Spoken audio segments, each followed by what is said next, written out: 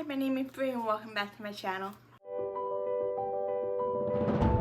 So today I want to go in depth with my book review on Give Me a Sign by Anna Sortino. I really want to shine a light on this book. Obviously I loved it. I gave it a 5-star rating on Goodreads, and I feel like they hit an important conversation we need to have within the deaf community. Before we dive into this book review, please make sure you subscribe to my channel and don't forget to ring that bell so you don't miss any of my upcoming videos.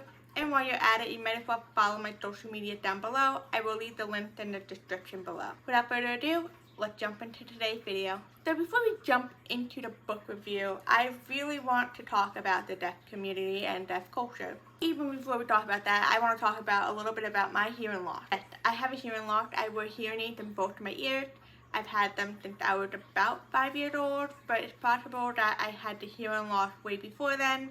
That was just when I was in school and they did the hearing test and the nurse was like, oh hey, this girl got a hearing loss. So then I went to an audiologist and they did confirm after a hearing test that I did in fact have a hearing loss and I need a hearing aid. So because of my hearing loss, I missed out on learning speech. So I have a speech impairment because of that. And I also heavily relied on reading lips. So if someone's facing away from me, I simply cannot understand what they're saying. I need them to face me so I can read their lips and understand what they're saying.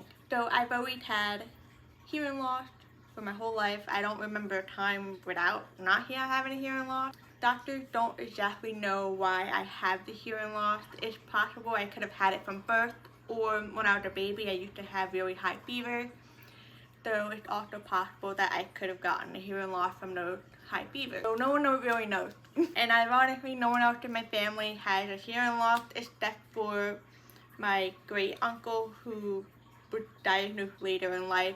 He was a war veteran, and more than likely his hearing loss came from being an active soldier. I never really tried to learn American Sign Language. I took 2 classes at my community college. I know some phrases here and there, but I want to say I'm more fluent with understanding what others are signing to me, but I am not fluent at all to sign back to them. Like, I know a few signs to get me through some basic small talk, but that's about it. My whole life growing up, I've always struggled with my hearing loss. I always struggled to accept it and to love myself for it, and I would get bullied for having a hearing loss, and it was just a tough time. I didn't really have any other friends that had a hearing loss. Always felt like I was just kind of on my own. And so I adjusted to the hearing world. And over the years, I've been losing a lot more hearing. A few weeks ago, I actually found out that I lost more hearing and they have to replace my mold so I can hear more sound. Because if they raise the sound with the mold I have in now, everything sounds echoey and staticky. So I've been a little bit struggling with that okay, like I need to get new mold because my hearing loss is getting that bad. But it is what it is and it'll help me hear, so that's all that matters to me. Anyways, enough of that background. So let's talk about the deaf community and deaf culture. So a lot of people with hearing loss, just as myself, they feel like they don't belong within the deaf community because we feel like, yes, we could still hear, we're not completely deaf, but we also don't belong in the hearing community because we don't fully hear, especially when we don't have a hearing device in. And so we're just kind of like stuck in the middle. We don't really have a place to belong, or at least that's how I feel. And I love how deaf culture is getting more recognition in media. We're seeing more books that are coming out with characters who are deaf or hard of hearing. I just love that. I just love it. And I feel like it's so important, especially for young adults, like teenagers and even middle grade, to have books where they can feel like they're seen with their disability and know that it's nothing to be ashamed of. I wish I had something like this growing up. I feel like I would have been a lot more comfortable with my hearing loss if I had this when I was younger. Let's get into the book review of Give Me a Sign by Anna Sortino. So a little bit of a book summary. So Lilah, she is a junior in high school, and she is she's looking for like a summer job to do before going off to college the next summer. She's decided to get a job at a camp that she went to for the deaf and blind when she was a kid. It's a free camp for those who are hard of hearing, deaf, and are blind, and they want to go to a camp with others that are just like them. Now, Lilah's big thing also when she wanted to learn more ASL. She feels like it's important for her to learn, and she figured, well, I can learn more while I'm at this camp. She knows just enough to get by, just like me, but she wants to be more fluent in it. So basically she gets the job and she starts out as a counselor, and she works with this other character who's actually not hard of hearing or deaf. She's fully hearing, and she claimed herself to be an ASL instructor when she's really just a student.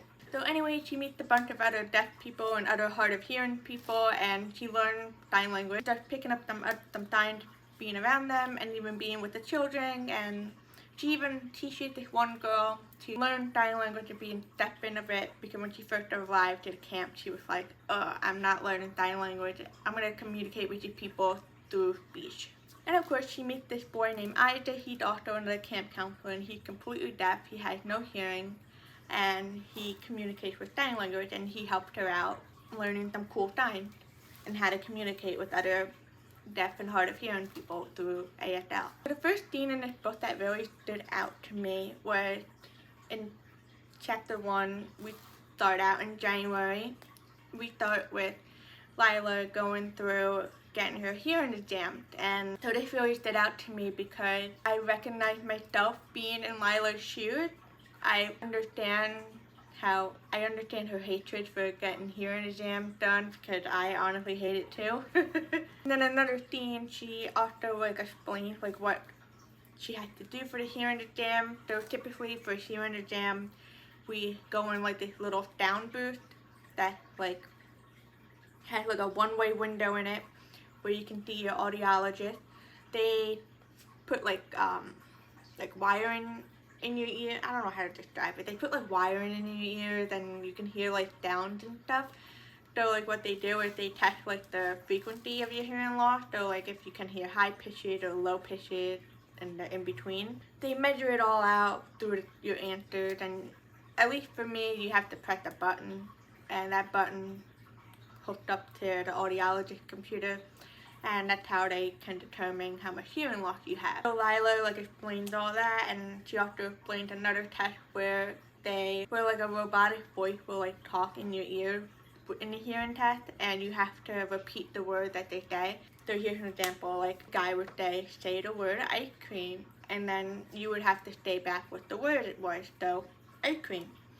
So the tone changes, so sometimes it can be really loud, and then other times it's really low. And even though if you can't hear what the word he's saying, you have to take a guess anyway. So yeah, so Lilah explained all that, what it's like going through that, and I saw myself a lot in her shoes with that, and I really loved that scene, and I love that the author included it, so that way other people who aren't in the deaf and hearing loss community, they get a chance to see what we have to go through when we go to these audiologist appointments.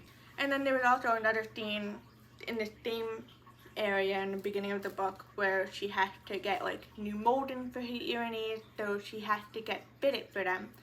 So what they do is they take this pink moldy type gel thingy, and they squirt it into your ear, and once it gets hardened, then they take it out, and it has the mold of your ear. When you have this pink gel stuff in your ears, you cannot hear a thing. The world is dead silent. But it is so cool to see what the inside of your ear looks like. So then what the audiologist would do is they would ship it off to some molding company, and they make an exact replica of the inside of your ear for the mold, so that way when you do get them, you can put them directly in your ears and they will fit perfectly. Hey guys, editing Bree here. Stay right here, I'm editing. Hi. So I wanted to show you guys what a hearing aid mold looks like, so that way you guys get an understanding what I'm talking about. So this is my hearing aid. I just got the new mold, which is right here. I just got it today, actually, 2 days after I filmed this video. So here's the mold. This part right here, it goes directly on the inside of my ear. This hangs out on the side. This is the wire to the receiver that will hang on your ear, and the receiver will hang out on the back of the ear. So what happens is the receiver will get the sound, and then the sound will travel through the wire and go into the mold, which goes directly into the inside of your ear. Anyway, back to the story. And then there was like other scenes in the book too where like Lilah was hanging out with her friends that were hearing, and she felt like she couldn't hear them, and they would like try to like accommodate her with it, but like I wouldn't be able to hear. Like there was a scene where they were driving in the car and Lilah was sitting in the back and her two friends were in the front, and the music was blasting and Lilah couldn't understand what they were talking about, so she just kind of like that back and was just like, cool, I love being left out. Like a lot of people with like hearing loss, they do feel like that, and there's been numerous times that I felt like that, where I just didn't feel like being like, oh, can you turn down the music, or oh, like speak up, I can't hear you, oh, look at me so I can read your lips. Like, or there's just times where you just don't want to do that, or you said it multiple times and the other person still doesn't do it, so it's just like, you just kind of give up and you're like, whatever. Lilah really shines when she comes to the camp, like she fits in, that everyone like accommodates her, and she accommodates everyone else too. She learns sign language, she can communicate better with the deaf community, and she meets really awesome and good friends along the way too with other counselors, and she also gets to watch the group of children who are really great. And Lilah was like always thinking, well, why should I adapt to the hearing community when clearly they don't accommodate me? And I thought that was really empowering, and it was just like, yeah, girl, you go, you tell them. And then something big really happened towards the end of the book with Isaac and Lilah when they go out to a store to pick up some items. Lilah decided to go without her hearing aids, so she can't hear well. Remember, Isaac, he's completely deaf, so he does not hear anything. So he has to rely on Lilah to be like his hearing aid in a sense. So I won't spoil the scene, but it's very heartbreaking to read as someone with like a hearing loss, to see how the police treated them and about like what happened and the aftermath. And a guy was just sitting there crying along with Lilah while she was crying, and I was just like, yo, like this is a very important conversation we need to have about the police and how they don't people with disabilities, physical or mental disabilities. And it was just like a strong and powerful theme that I think it's important for young adults to also see and be like aware of. So anyway, like obviously, like I love the book, I love the plot, I love the character development where we see Lilah, she changes from being like shy and ashamed of her hearing loss to like embracing it and showing like empowerment, and just like, I just loved her character development. Like I was cheering her on the whole time. I saw myself in her, and I'm like, maybe I could get to your level of empowerment one day. And I just really loved all the characters. They were just all so great, and even the side characters, they weren't just like there to be there. They were there, and they had their own story, and they were so rounded out and developed so wonderfully. Like the author did such a great job with the characters. And I also loved the romance too between Lilah and Isaac. They don't show like a lot of on-scene, like on-page stuff, but they do have like a lot of like fluffy moments that are like so cute, and it's just like, aww. So again, I gave this book a 5-star rating, and I definitely highly recommend it. I'm gonna give it to like every person I know and be like, read this book. That's it for today's video. If you liked it, please give me a thumbs up. Comment down below if you want to read this book, and if you do, let me know what you think. I would love to know. If you're not already, please subscribe to my channel, and don't forget to ring that bell so you don't miss any of my upcoming videos. And until next week, I will see you guys next Thursday. Bye!